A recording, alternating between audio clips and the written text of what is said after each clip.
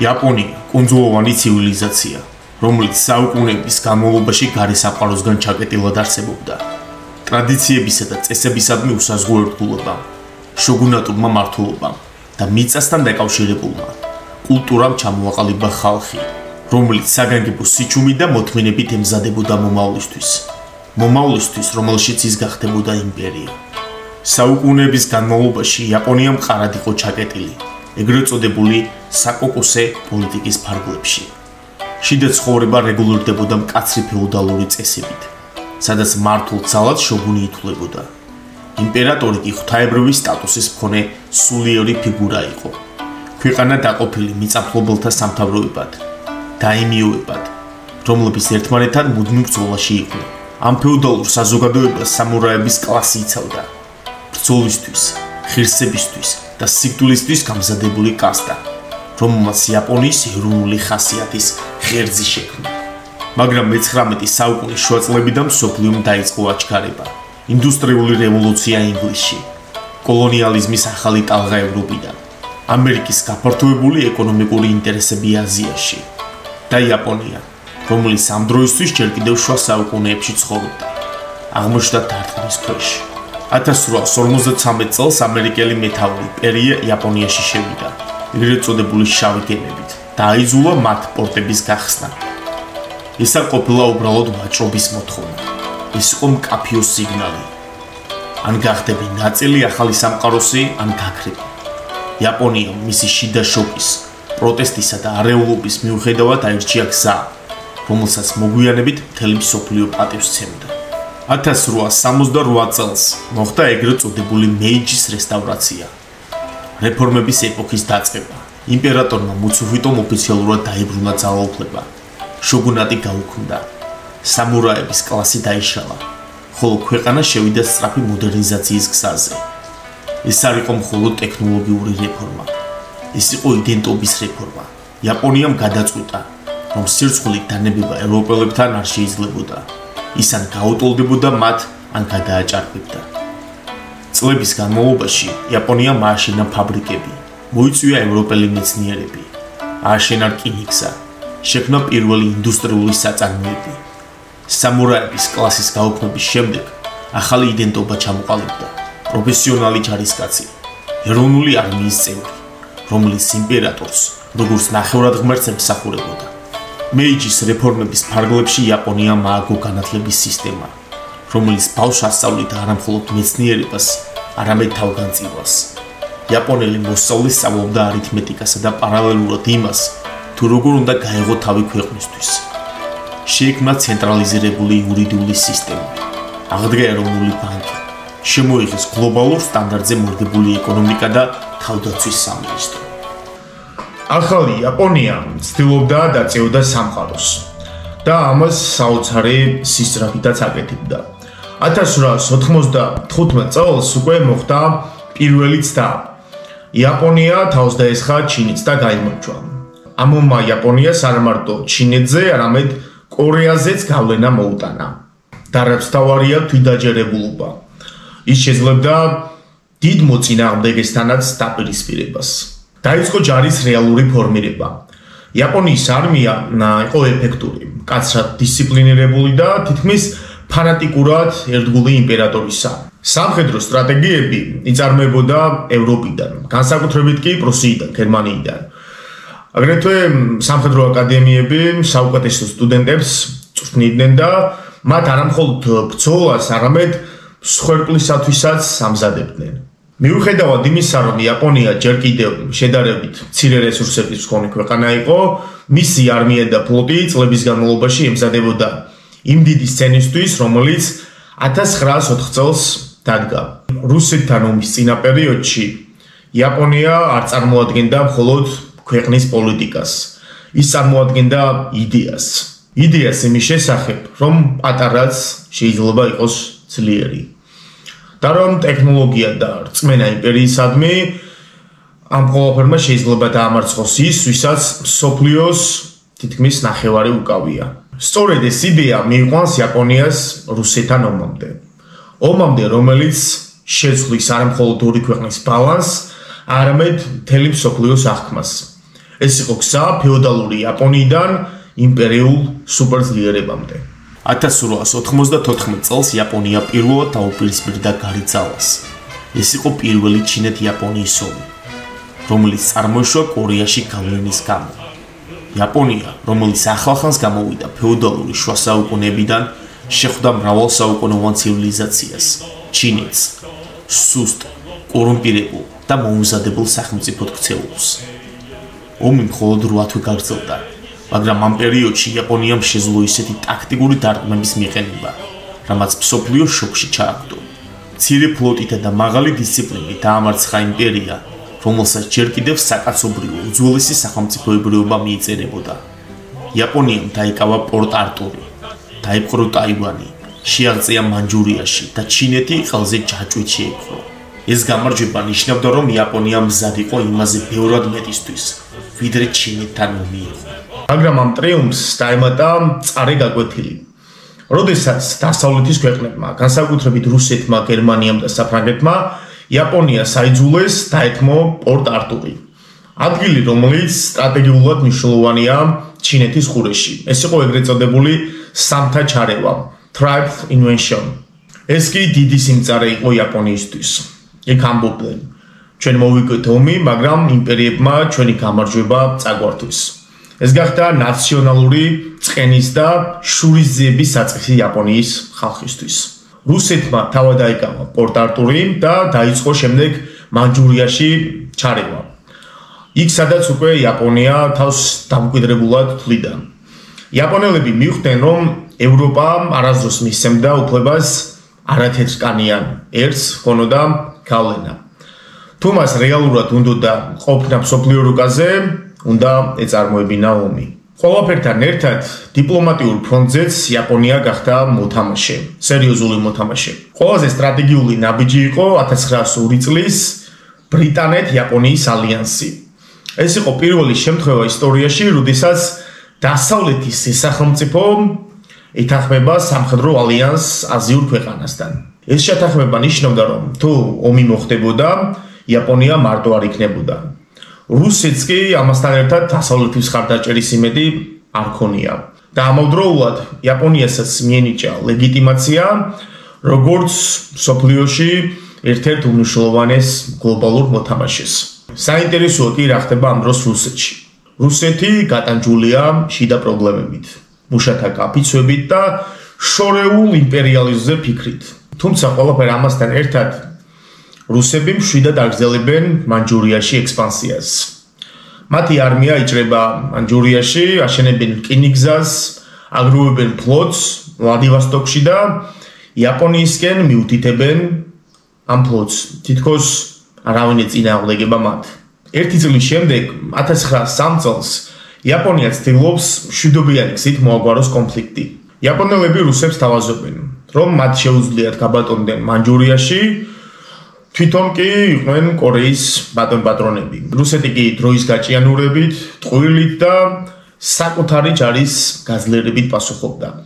იაპონია ხვდებოდა დროის გაჭიანურება რუსეთის გაძლიერება, ხოლო მათთვის დრო სასიცოცხლოდ მნიშვნელოვანი იყო. 1904 წლის 8 თებერვალს, ყოველგვარი ომის გამოცხადების გარეშე, იაპონიის ფლოტი თავს ესხმის პორტ-არტურს. იწყება ომი, რომელიც ისტორიაში შევა როგორც ერთ-ერთი უდიდესი შოკი ევროპისათვის.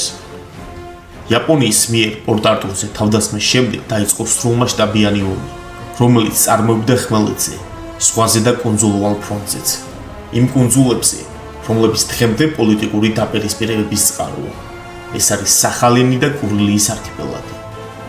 ეს კუნძულები არ იყო მხოლოდ ტერიტორია, ეს იყო გავლენის წერტილები ჩრდილოეთ წყნარ ოკეანეზე, საიდანაც კონტროლი გადადიოდა კამჩატკამდე, ოხოტის ზღვამდე და კორეის სრუტემდე. იმპერიული იაპონიისთვის მათი ფლობა ნიშნავდა კუნძულოვან კედელს ევრაზიის წინააღმდეგ. რუსეთისთვის კი ეს იყო სუსტი, მაგრამ სასიცოცხლო ხაზი, მათი ფლოტის გადაადგილებისთვის, ბუნებრივი რესურსებისთვის და ჩრდილო-აღმოსავლეთ აზიაში დამკვიდრებისთვის. 19 საუკუნის დასაწყისში სახალინზე არავის ჰქონდა სრული კონტროლი. იქ ცხოვრობდნენ ადგილობრივი აინუები, ეთნიკური იაპონელები, რუსები და ჩინელები. 1855 წლის სიმოდეს ხელშეკრულებით რუსეთი და იაპონია თანხმდებოდნენ. კუნძულის ჩრდილოეთ ნაწილი ეკუთვნოდა რუსეთს, სამხრეთი კი იაპონიას, მაგრამ ეს შეთანხმება ზედაპირული იყო. არანაირი მკაფიო საზღვარი არ არსებობდა. 1875 წელს კი იაპონია თანხმდება პარიზის ხელშეკრულებაზე, რომლითაც მთლიანად მოყავს სახალინს რუსეთზე, სანაცვლოდ კი სრულად იღებს კურილიის კუნძულებს. მაგრამ იაპონიაში ეს გადაწყვეტილება დროთა განმავლობაში შეურაცხყოფილად აღიქვა. განსაკუთრებით მას შემდეგ, რაც სახალინზე რუსებმა დაიწყეს საკონცენტრაციო დასახლებების, სამხედრო ბაზების და ციხეების აშენება. კუნძული გადაიქცა ერთგვარ ნათელ სარდაფად, საიდანაც რუსეთი აკონტროლებდა იაპონიის ჩრდილოეთ საზღვარს. 1905 წლის ზაფხულში, მას შემდეგ რაც ხმელეთზე და ზღვაზე რუსეთმა მძიმე მარცხი განიცადა, იაპონია გადავიდა ახალ სტრატეგიულ შეტევაზე, სახალინის ოკუპაციაზე. იაპონურმა ძალებმა ივლისში გადაწყეს დესანტი კუნძულზე და სულ რამდენიმე კვირაში რუსებმა უკან დაიხიეს. პირველ რიგში რუსული ძალები არ იყვნენ კარგად მომზადებულნი სახალინის დაცვისთვის, ძირითადად ადმინისტრაციული, პენიტენციალური და გარუსებული ეთნიკური მოსახლეობით იყვნენ დაკომპლექტებული. მეორეც, რუსეთის მთავრობა ამ დროისთვის უკვე რევოლუციის ზღვარზე იდგა. 1905 წელს პირველი რევოლუცია მოხდა მოსკოვში და პეტერბურგში. იგი ფართოდ იყო გაშლილი და სახალინის ბედი რუსეთში უკვე აღარავის ადარდებდა. სახალინის ოკუპაცია იაპონიის მხრიდან ძალიან ჭკვიანური დარტყმა იყო რუსეთზე. ეს ამავდროულად იყო პოლიტიკური მექანიზმიც. კურილიის კუნძულები ეს არის სტრატეგიული ჯაჭვი, რომელიც კუნძულ ჰოკაიდოს აცალკევებს რუსული კამჩატკის ნახევარკუნძულიდან. იაპონიისთვის ეს არის ბუნებრივი საზღვარი იმპერიის ჩრდილოეთით, რომელიც მათ სრულად ჰქონდათ მიკუთვნებული 1875 წლის შეთანხმებით. თუმცა ომის შემდეგ გაჩნდა საფრთხე, რომ რუსეთი კურილიებზე მოთხოვნას წამოაყენებდა, რაც რა თქმა უნდა იაპონიას არანაირად არ აწყობდა. საინტერესოა, რომ მიუხედავად იმპერიული წარმატებისა, იაპონია კურილიის კუნძულებზე სამხედრო კამპანიას არ ატარებს. ამის მიზეზი კი შეიძლება ორ სხვადასხვა ფაქტში ვეძებოთ. პირველი კი ის არის, რომ რუსეთმა ომის განმავლობაში ვერ შეძლო ამ კუნძულების რეალურად დაპყრობა. მეორე კი ბრიტანეთ-იაპონიის ალიანსის ფარგლებში იაპონიას ერჩივნა მოლაპარაკებების გზით გაინაღდებინა ტერიტორიული უპირატესობა კურილიის კუნძულებთან დაკავშირებით. ბოლოს კი მოხდა პორცმუთის ზავი, გამარჯვება, მაგრამ ტკივნეული კომპრომისი. ომის ბოლოს 1905 წელს დაიდო პორცმუთის ზავი, როცა ორივე მხარე უკვე ამოწურული იყო რესურსების მხრივ. იაპონია ფინანსურად, რუსეთი კი ფიზიკურად, პოლიტიკურად და მორალურადაც კი. ჩვენ გვახსოვს, რომ მე-20 საუკუნის ისტორია იწყება ასეთი თემით, როდესაც პატარა იაპონიამ დიდი გიგანტი რუსეთი დაამარცხა. ეს იყო პირველი შემთხვევა აზიის ისტორიაში.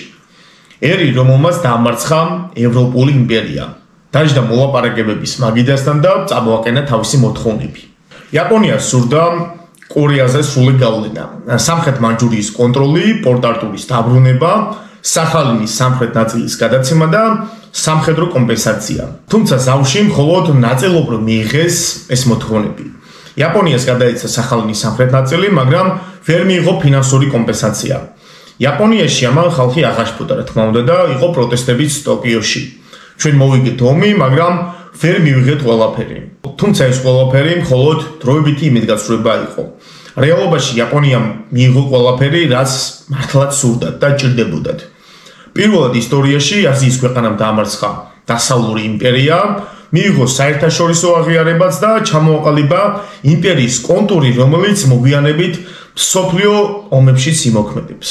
გამარჯვება რუსეთზე არ ნიშნავდა მხოლოდ გეოპოლიტიკურ წარმატებას. ეს იყო ეროვნული მენტალიტეტის გაღვიძება, რომელმაც იაპონია ფაშისტურ ექსპანსიონიზმამდე მიიყვარა. 1905 წლის შემდეგ იაპონია აღარ ფიქრობდა, რომ მსოფლიოს ნაწილი იყო. ის ფიქრობდა, რომ უნდა ყოფილიყო მსოფლიოს ცენტრი. რუსეთზე გამარჯვებამ გაამყარა ღრმა რწმენა, რომ აზიელებმა დაამარცხეს თეთრკანიანების იმპერია. იაპონური დისციპლინა, ორგანიზება და მსხვერპლი სათყოფნა დასავლურ ქაოსზე ძლიერი იყო. იმპერატორის სიურბლი ერთიანმა ერმა დაამტკიცა, რომ შეიძლებოდა მზე ამოსულიყო აღმოსავლეთიდან. შედეგად, თელმა ერმა დაიწყო ახალი ეპოქის მშენებლობა. საკაის იდეის იაპონია, როგორც ახალი მსოფლიო წესრიგის საფრთხე. რომელსაც საკუთარი კულტურული, სამხედრო და ზნეობრივი სისტემა ექნებოდა. ახალგაზრდა მამაკაცები ჩადიოდნენ ქალაქებში, სოფლებიდან, რათა მომიზადებინათ მასალები ტყვიებისთვის, საბრძოლო ფორმებისთვის, გემების ჯავშნისთვის. მეორე მხრივ იაპონიამ გააძლიერა კავშირი კოლონიებთან. კორეა გახდა დამხმარე ტერიტორია, საიდანაც მოდიოდა ადამიანური რესურსი, საკვები და ბიოლოგიური ექსპერიმენტებისთვის საჭირო მასალაც კი. დაიწყო კულტურის ტრანსფორმაცია, ტრადიციას პლუს ნაციონალიზმი. იაპონურმა ბუშიდოს კულტმა, სამურაის კოდექსმა შეიძინა ახალი სახე. მაშინ როცა ტრადიციული ბუშიდო იყო პირადი ღირსებისა და ბრძოლის სიმბოლო, იმპერიული ბუშიდო იქცა მასობრივ იდეოლოგიად, რომელსაც მოყვა გაწვრთნილი სულიერი გუნობა იმპერატორისადმი. სახელმწიფომ კულტურული წმინდა დაიწყო. ყველაფერი დასალური განიდევნებოდა როგორც სისუსტის სიმბოლო. ისტორია გადაიწერა. სკოლებში ასწავლიდნენ, რომ იაპონია ისტორიულად იყო აღმოსავლეთის საკურთხეველი. შეიცვალა გეოგრაფიული რუკებიც. ასწავლიდნენ, რომ კორეა, მანჯურია და სამხრეთ სახალენი ისტორიულად იაპონური მიწები იყო. ომის შემდეგ იაპონია მიიწვიეს გაეროს წინამორბედ ურგანოში. მიიღეს გემების შეკვეთები ევროპიდან. დაიწყეს იარაღის ექსპორტიც. ბევრი ევროპელი დიპლომატი წერდა თავის დღეულებში. იაპონიის თვალებში არაა სიხარული, არამედ იქაა მიზანი. მსოფლიოს ისტორიაში ძნელად მოიძებნება ისეთი ქვეყანა, რომელიც თითქმის ნახევარი საუკუნის განმავლობაში გახდა სახელმწიფო. ამ სიტყვის სრული გასაგრძე განებით. იაპონიის ახლად შექმნილ იმპერიამ სულ მალე 1910 წელს დაიპყრო კორეა, 31 წელს დაიკავა მანჯურია, 37 წელს დაიწყო სრულმასშტაბიანი ომი ჩინეთთან და ბოლოს 1941 წელს მოხდა პერლ-ჰარბორი. ეს ყველაფერი დაიწყო პორტ-არტურით და ცუსიმით.